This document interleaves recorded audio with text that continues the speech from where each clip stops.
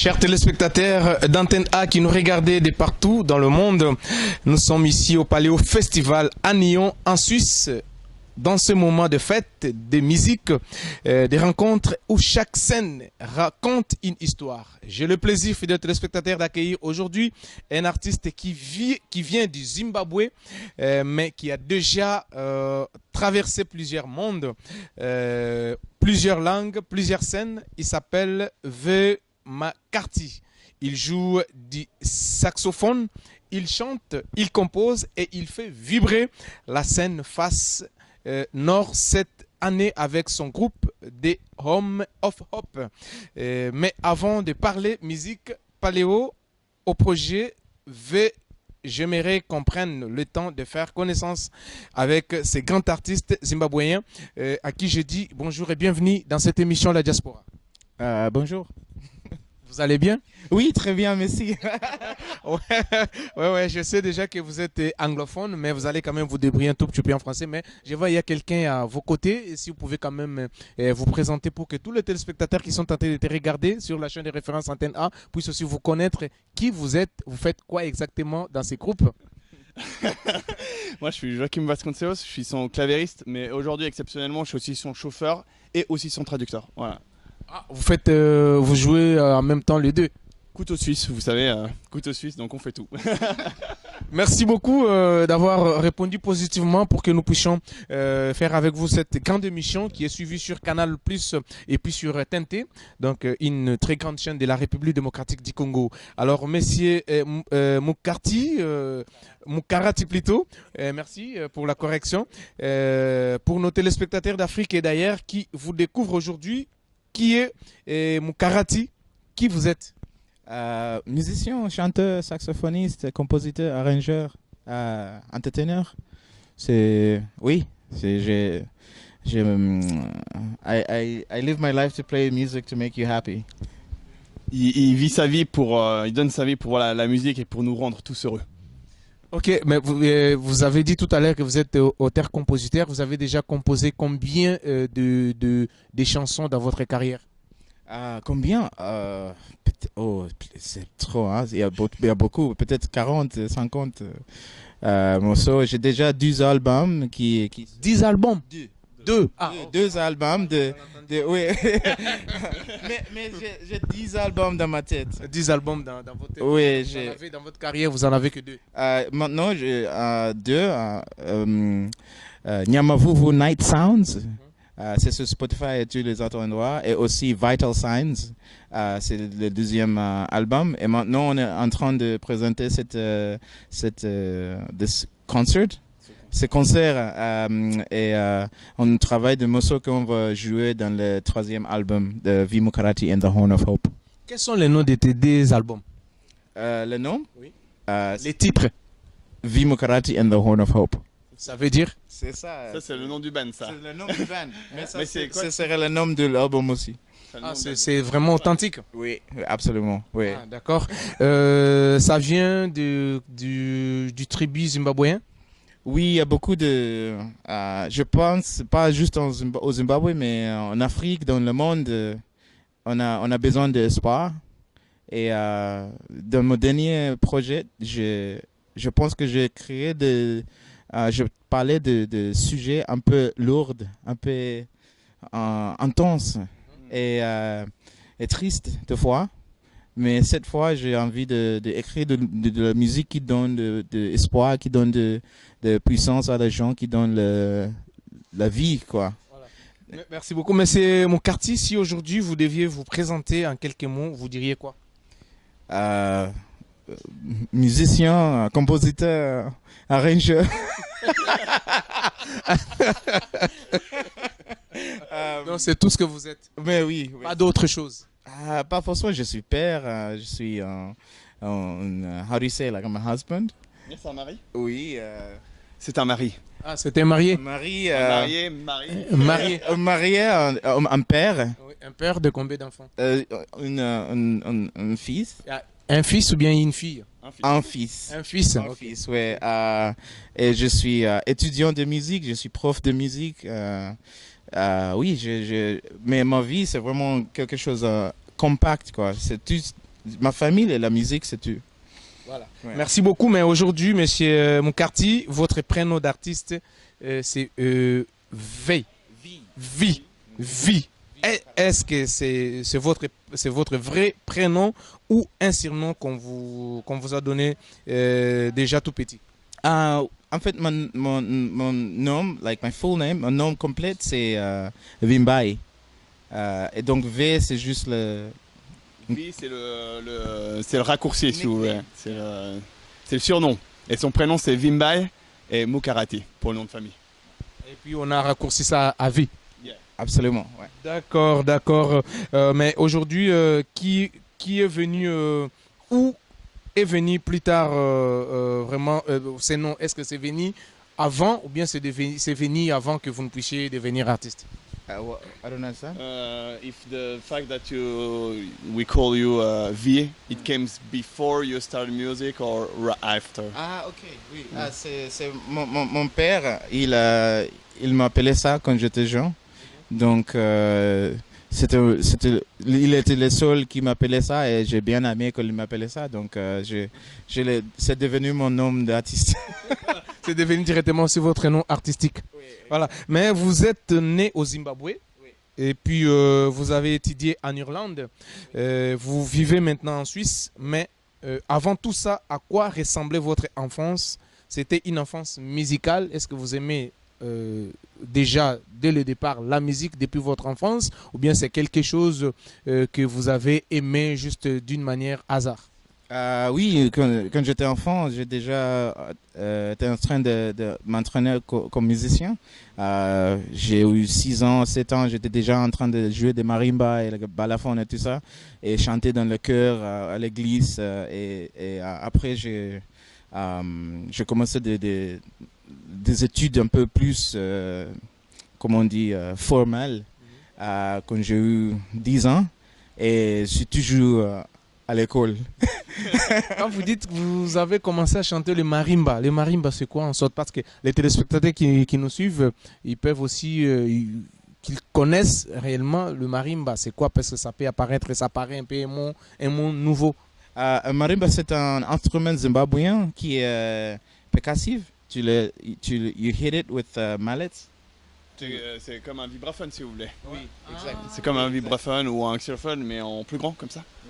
Le plus grand comme ça, ouais, je le vois. C'est fabriqué en bois, avec les mallettes que tu comme ça. Ouais. Chez nous aussi, il y en a. Mais est-ce qu'aujourd'hui, monsieur Moukarati, est-ce que la musique est entrée dans votre vie par la famille, par l'école ou par vous-même? Tous les trois, je crois. Tous les trois? Absolument, oui. Oui. Dans votre famille, il y avait quand même un chanteur? Ma mère. Elle chantait? Elle faisait quel type de musique, votre maman? Elle a chanté plutôt dans l'église. Ah ouais? Oui. Mais elle a eu une voix incroyable. Elle était extrêmement musicale. Donc, on a grandi avec de la musique chez nous, avec la musique. On a toujours écouté. Et même si moi, j'étais aussi intéressé par la musique, je me souviens quand je me rappelle, quand j'étais jeune, j'ai chanté quelque chose pour faire du boulot, pour jouer. C'était toujours, j'ai créé des petites chansons pour nettoyer tu vois. Donc je pense que ça existait dans mon corps. Ton sang. Oui, donc oui, c'est tout le temps, quoi. Et aussi à l'école, quoi. Oui, à l'école. Mais quel a été votre premier, qu'est-ce qui vous a vraiment beaucoup plus influencé pour que vous puissiez faire la musique? En fait, c'est mes parents, je pense. They were very supportive. Ils étaient beaucoup derrière lui à le soutenir pour qu'il aille dans la musique. Et ils ont vraiment investi en lui, ils lui ont aidé financièrement pour qu'il puisse faire des études de musique. Mais avant même d'être artiste, vous étiez quoi vous-même? Avant d'être artiste, vous étiez quoi? Rien. Un enfant rêveur? Oui, depuis... Ou bien un rebelle? Un rebelle? Oui. Rebelle? Même moi, je l'ai pas. Un rebelle. Un rebelle? Oui, un rebelle, c'est-à-dire un enfant qui n'écoutait pas, peut-être un enfant qui s'est rébellé de ses parents, Non. qui partait dans tous les sens, qui n'écoutait rien de ses parents. Voilà. Non, moi... Vous n'étiez pas comme ça? Non, pas du tout. Moi, j'étais vraiment... Oui, quand j'étais jeune, j'ai passé beaucoup d'heures dans le salle like practice room. In the practice room. Ouais, il était beaucoup dans les salles de répétition pour s'entraîner avec la musique, quoi. Avec la musique. Oui, donc j'ai eu pas de temps de faire de choses rébellieuses. mais, J'ai bossé l'instrument, quoi. mais quand tu fus élève, est-ce que aujourd'hui vous étiez, à cette époque-là, vous étiez quel type d'élève à l'école?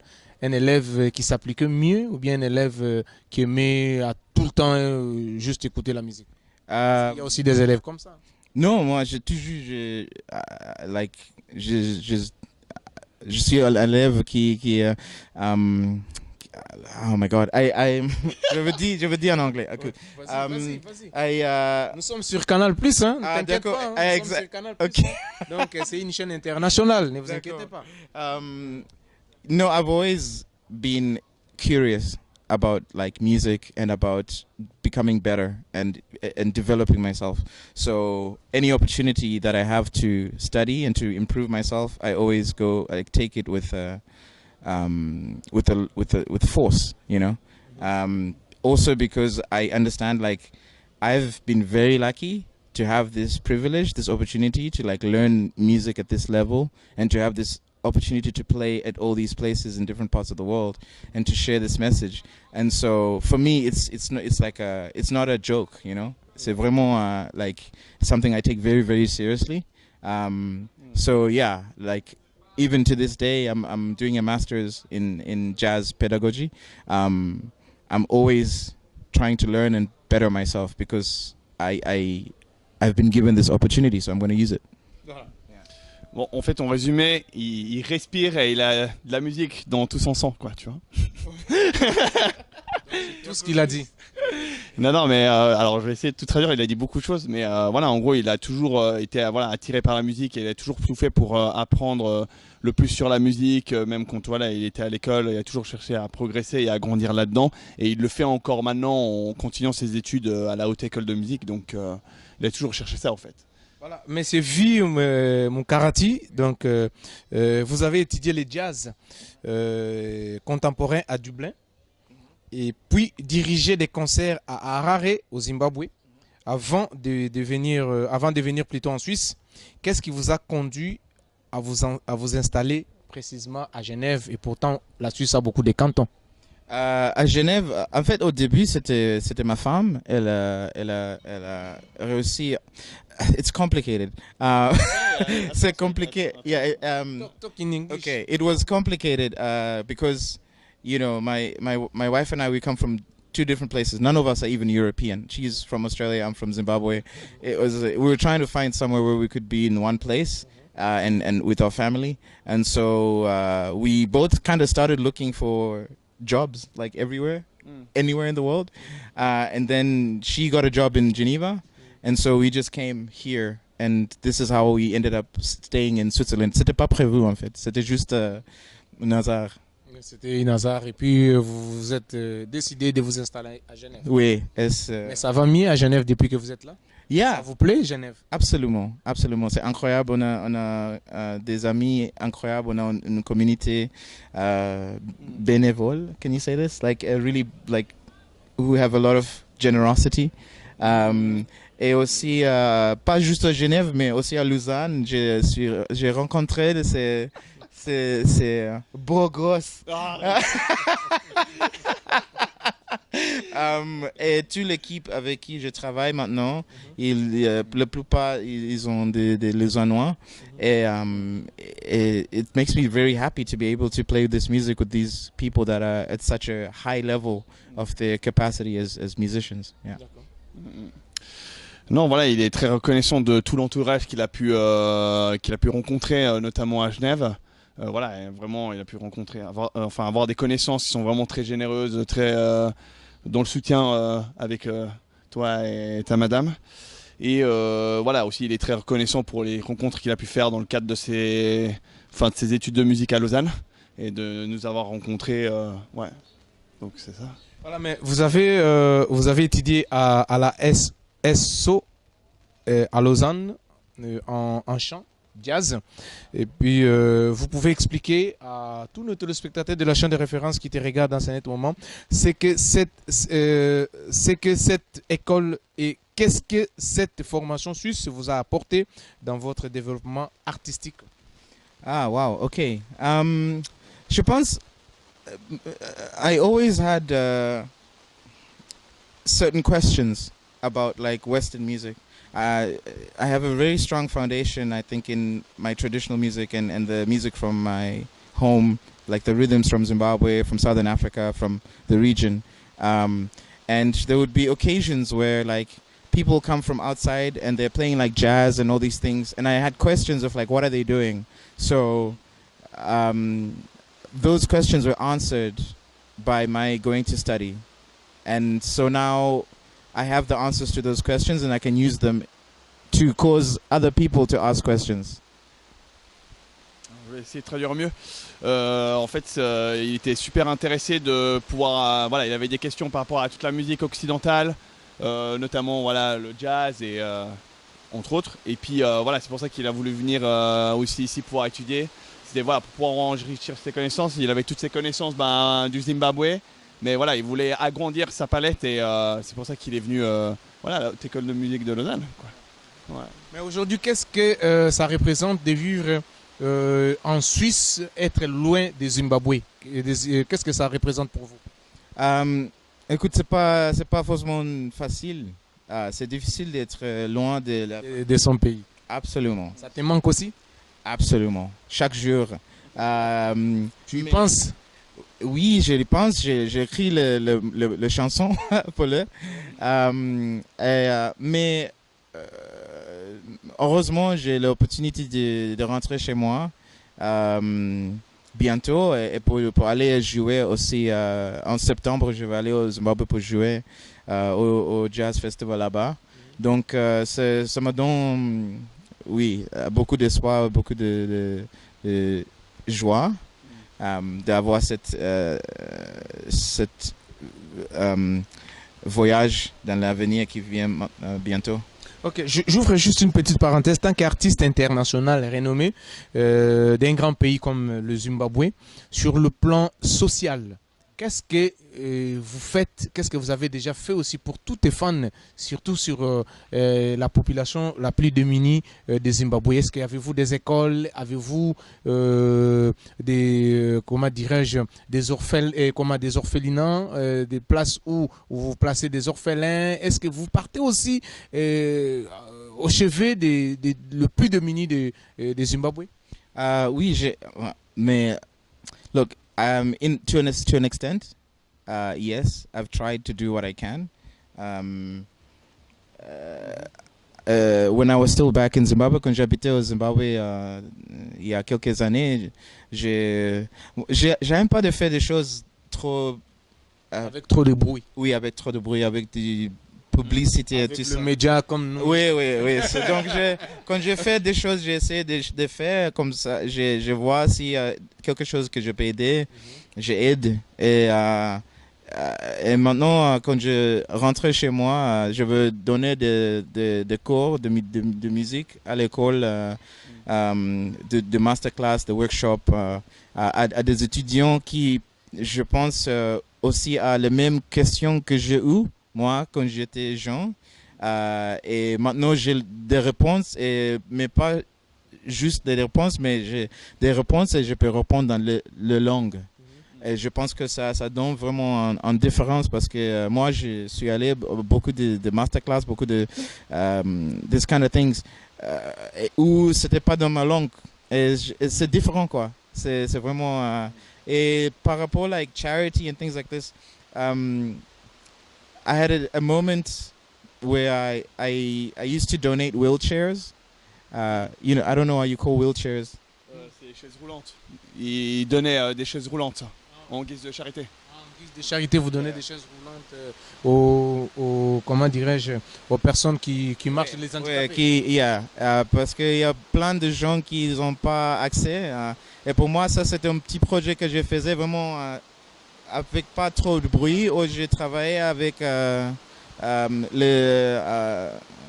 une communauté des amis, des autres artistes, des autres musiciens, des autres gens qui travaillent dans le humanitarian secteur pour essayer de trouver de chaises roulantes pour donner des gens. Et ça, c'est quelque chose que je voudrais continuer à faire si je rentrais chez moi. Fidèles téléspectateurs de la chaîne de référence qui nous regardent à travers le monde entier, vous comprenez que là, nous sommes bel et bien au festival le Paléo, mais il pleut. Raison pour laquelle peut-être que vous êtes en train d'attendre un peu de bruit et tout ça, c'est la pluie. Il est en train de pleuvoir au moment où nous sommes en train de faire cette émission. Merci à vous tous qui êtes branchés sur la chaîne de référence Antenne A. Merci beaucoup à cette grande équipe. Merci à toi, Madame Lena Rey. Donc, on continue toujours avec notre livre des Ox. Donc, c'est une très bonne chose. Continuez toujours à acheter ces grands livres. Et puis, merci aussi à toi, la crème des crèmes, Janine et Lebonko. Nous continuons avec notre invité qui est M. V. Mukarti, un grand artiste zimbabwéen. Lui aussi qui va prester à ces festivals, ces grands festivals européens. Il n'y a pas deux. Il n'y a qu'un seul festival, je peux dire comme ça, d'engouement, où il y a beaucoup de gens. En tout cas, vraiment, c'est vraiment un plaisir. Mais monsieur Mukarti, aujourd'hui, vous êtes musicien en plein temps. Est-ce que dans votre parcours, est-ce que ça a toujours été évident de vivre de la musique? Oui, absolument. Vous vivez de la musique? Oui. Comment vous vivez pendant qu'il y a d'autres artistes africains qui disent que la musique ne paye plus? Il faut être divers, je pense. Tu ne peux pas avoir une seule source d'argent. Et aussi, moi, je suis prof de musique. Donc, je passe une partie du matin à l'école. Je donne des cours de la musique, des cours de chant, des cours de jazz. Et à le côté, je joue avec mon propre projet. Et à côté de ça, je joue avec des autres artistes.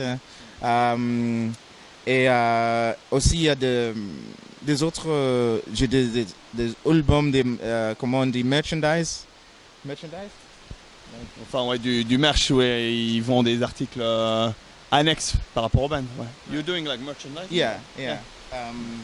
Donc, il y a ce type... aussi, il y a aussi des sites comme... Aussi la voix par rapport à la pluie. D'accord, ok. Il y a aussi des choses comme like Patreon.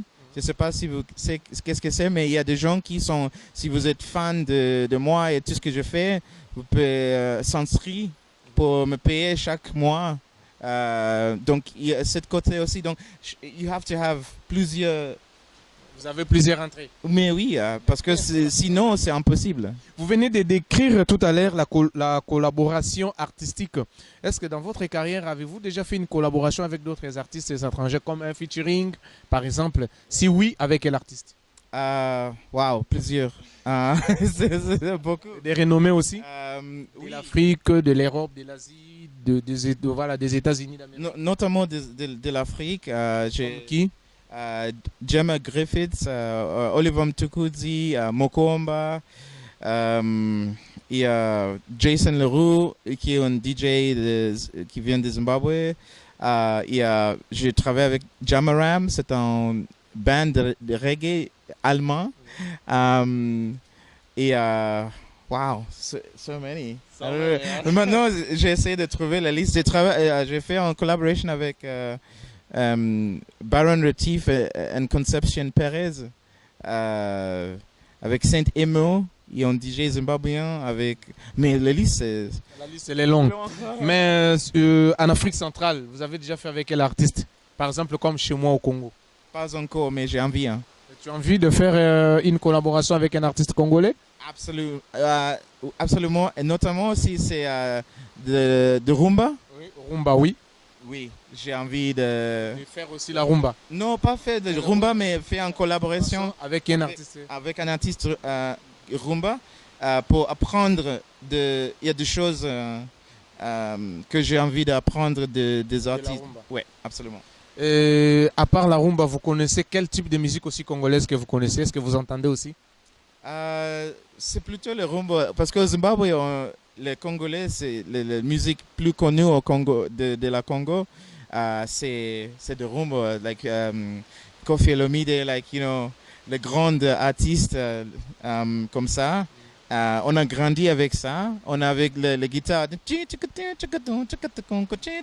vois, ça existe dans ma tête juste comme ça parce que depuis que vous êtes petit. Oui. Donc vous avez grandi avec la musique de Koffi Olomide. Absolument. Et des autres grands artistes de la Congo. Du Congo, d'accord. Aujourd'hui, si je vous mettais en contact avec un artiste congolais, ça va vous a chanté. Absolument. Oui. Oui, Okay. oui, je suis là. Je suis là. Okay. Vimu Karate m'appelle. Hein.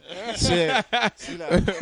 Voilà. On va vous mettre en contact. Il y aura une collaboration, bien sûr, si vous voulez. Mais cette collaboration, vous aimeriez que ça se fasse où? En Suisse ou bien que vous descendez au Congo? Oui, les deux. Mais aussi, je suis pas sûr si je suis d'accord avec le descendre au Congo. Non, je vais ascender au Congo. Peut-être, oui, mais pas descendre au Congo. Parce que pour moi, c'est plus haut. Le Congo, c'est plus haut. Absolument. C'est plus haut comment? Au niveau musical? Yes. Yes. Mais est-ce que vous avez écouté la musique du Congo? C'est incroyable. Ah bon? Mais oui. Mais oui. Comment vous dites c'est incroyable? Ok. Ah, ok. I translate if they wanted to J'arrive pas à m'exprimer. It's like But don't go you too fast. if you listen to 20 seconds of Congolese music, that's all you need. Just listen to 20 seconds and yeah, that's it. Il vous suffit de 20 secondes d'écouter de la musique congolaise et vous aurez les réponses à pourquoi est-ce qu'il est autant on fire sur la musique congolaise. Just le rumba, like listen to one of the grand artists, just 20 seconds, and listen to like the guitar line, listen to like what the drummers are doing, the bass line. Come on, man. Les Dombolo. Come on, man. Come on. It's incredible. Okay. Yeah. D'accord. Après cette émission, je vais essayer. Oui. On va essayer peut-être de s'échanger et puis vous mettre en contact avec quelques artistes. Et aussi le vocal. Des harmonies de la voix. Il y a normalement un lead qui fait et après il y a des voix harmonisées avec le voix masculin. Ça c'est dit et ça te fait craquer. Oh, comment? Écoute, regarde, j'ai la chair d'épaule. Ouais, juste à la pensée parce que c'est vraiment, oui. Voilà, vous comprenez que nous avons un artiste de renommée zimbabwéen qui reconnaît quand même la grandeur du Congo à travers sa musique. Et vous aussi, les artistes congolais, vous devez travailler en commun accord. Ça c'est une bonne chose. Arrêtez de vous chamailler, arrêtez des querelles stériles qui va rien apporter. Pourtant que notre musique, elle est forte sur le plan international et sur le plan africain. Nous continuons avec notre invité. Mais votre musique est décritée comme un mélange explosif entre afro-jazz et puis soul reggae et afrobeat. Comment cette fusion s'est-elle construite au fil des années? I didn't understand the end of the question. How did you like take all these genres and put it them in one project? Okay. I listen to a lot of different genres of music all the time, and I always try to learn. Like I said, I think at my heart, I'm a student of music. And so when I hear things that I like, I try to take them. And sometimes I also hear my own sounds and voices and I try to put them together. So that's how there's such a lot of cross-pollination in the music I'm writing right now, I think. Yeah. Voilà, dans son cœur, ils se sont toujours étudiants à tout moment et depuis le début. Et voilà, au fur et à mesure d'avoir écouté différents genres à droite et à gauche, il a essayé de les intégrer dans sa propre musique et de pouvoir faire quelque chose vraiment de... What's the term you said? Like cross... c'est intraduisible. Voilà, de vraiment de faire